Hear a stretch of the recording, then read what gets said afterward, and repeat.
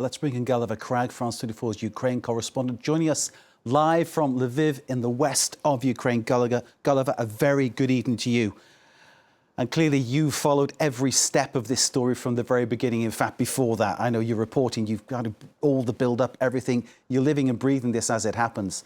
For you, for the people around you, for Ukraine right now, this must be an incredibly tense situation, to say the least.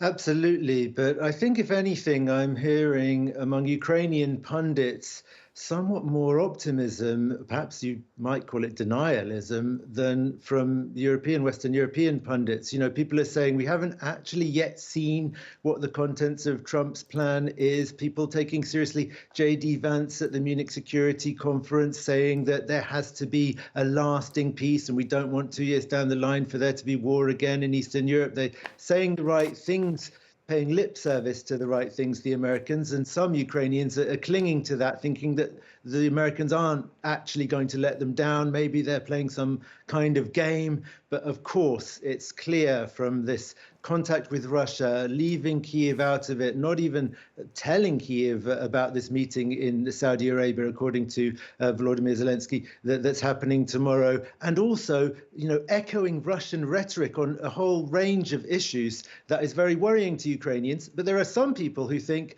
that there might be a silver lining to this cloud, in the sense that it's shocking to Europeans as well and will be a wake-up call to European countries and get them to do what the Ukrainians have actually been saying they should be doing for years, which is invest more in their own defence and stop being so dependent on the Americans. Indeed, that silver lining, as you say, does seem a bit of a reach at this present moment in time. And of course, the thing is, if Europe does that, there's no guarantee they can fill the gap left by any American withdrawal on that perspective. Hegseth it was, wasn't it, the US Defence Secretary, talking about getting rid of that bid to join NATO, giving up any return to pre-2014 borders. But of course, Volodymyr Zelensky's line has always been consistent, hasn't he? He wants very clearly to get back to how it was and wants assurances for the future. Well, yes, but in recent months, Volodymyr Zelensky has changed his rhetoric a bit on returning the territories that are occupied by Russia, saying that Ukraine will never recognize Russian sovereignty over those territories, but that he understands that it may take many years to win them back and that it could be done by diplomatic means. That's tantamount basically to saying that Ukraine might be prepared to accept a sort of armistice deal that might look like even like the Baltic states after the Second World War, which were never recognized as being part of the Soviet Union by the international community, but treated as such. I mean, I suppose that's what the Ukrainians would see as a sort of worst case scenario.